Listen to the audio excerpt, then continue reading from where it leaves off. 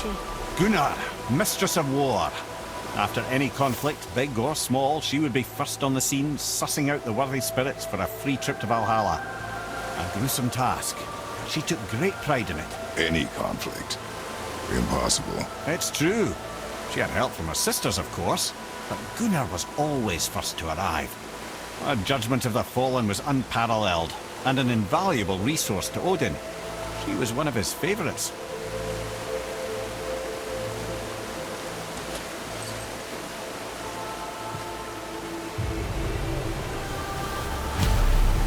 Ah, Gondul. Beautiful Gondul. And? Huh? That's it?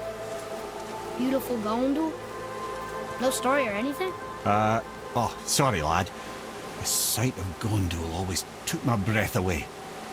Gondul had a silver tongue, a sharp wit, and struck a figure so stunning it literally drove men insane.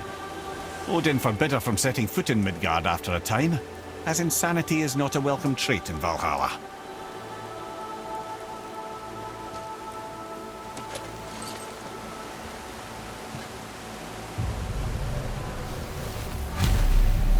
This is none other than Geirdriful, the Master of Arms in Valhalla, responsible for arming and training Odin's Einherjar. His what? His army come Ragnarok. The entire reason Valhalla exists, you see. The Einherjar wait in the Great Hall endlessly, feasting, drinking, and fornicating themselves silly. Once Ragnarok begins, Odin calls them into service to fight on his behalf. Geirdriful had her hands full training that lot.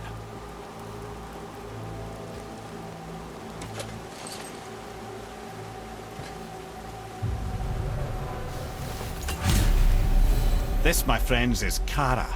Now, Valkyries are volatile by nature, but Kara, the lass is wild storm personified. A wild storm. Aye, calm and collected. Then the air would shift and the fury of her storm would unleash. 'Twas beautiful in a way, assuming you could find proper shelter.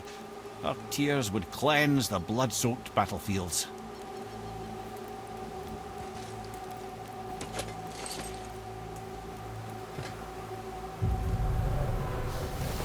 This is Rota, a chooser of the slain. I thought all the Valkyrie did that. Not exactly, lad. Although that is what they're most famous for, and by far their greatest responsibility. You've seen what happens to the dead without the judgment of the Valkyries. Hellwalkers. That's right. Rota, Gunnar, Skuld. Without them to clean up the aftermath of battle, hell overflows with souls meant for Valhalla. A sorry state of affairs. Rota must be beside herself.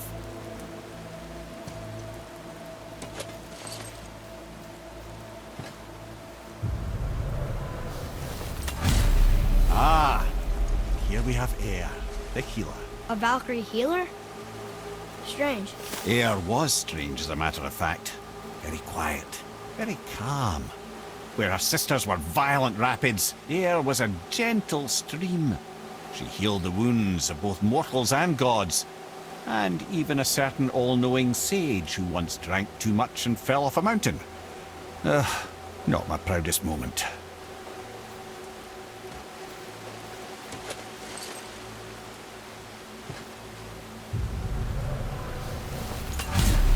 Well, well, Hildr, Mistress of Battle.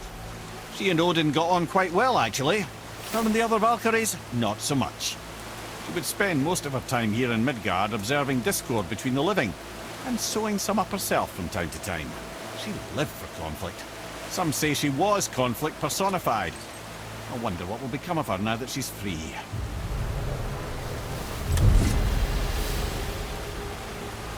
Olrun.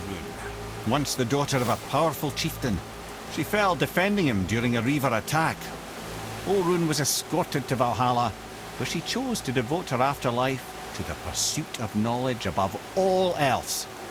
Quite unusual behaviour amongst the constant drinking and feasting of her fellow Valhallian denizens. How'd she end up a Valkyrie? Odin. He saw a kindred spirit in Olrun's single-minded pursuit of knowledge. He appointed her as the Valkyrie's resident historian.